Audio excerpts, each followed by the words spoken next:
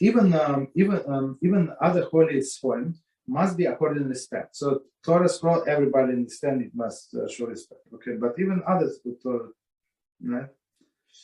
Sefarim must show respect. Therefore, if it's lying on a bench, it is forbidden to sit on a bench. So if you go to the shul, and many people, unfortunately, they ignore this. They would sit on a bench and put this cedar right next to them.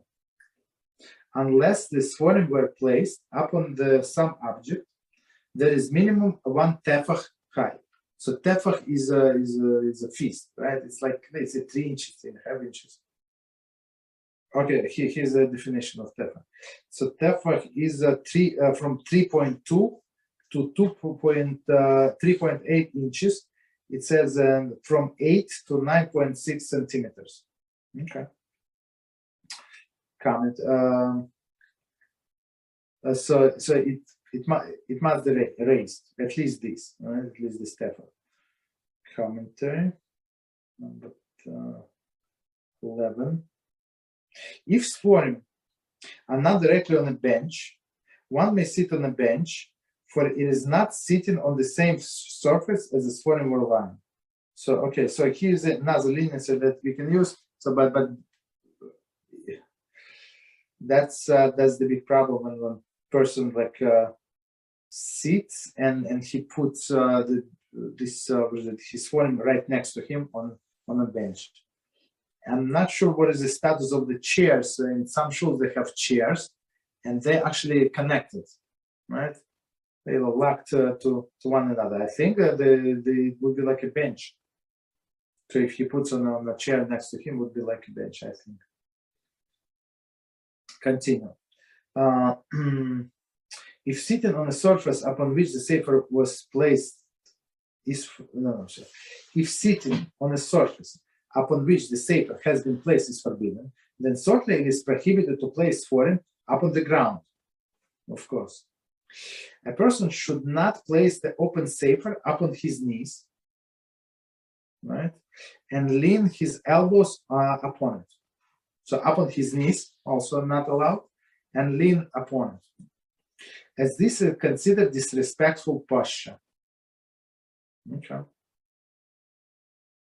So sometimes it's like for convenience when we have a Gemara Medrash Rabbi, it's very huge.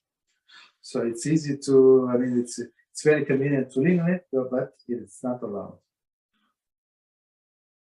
Continue. In situation of pressing need, it is permitted to sit upon a trunk that contains other holy Sefarim, but if it is contains Sefer Torah, it is forbidden to sit on it. So trunk meaning, I don't know.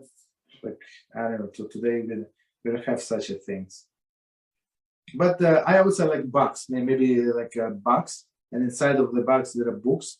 So if there is no Sefer Torah inside, so in some, if it's needed, so he is allowed to sit. Okay. One may place the Chumash on top of Nevi'im and Ksuvim, prophets and writings.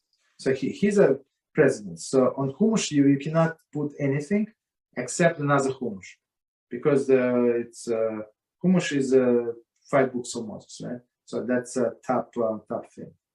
And then Nevi'im and Ksuvim, even though it's a part of the Torah, but of course we know that the holiness is lower.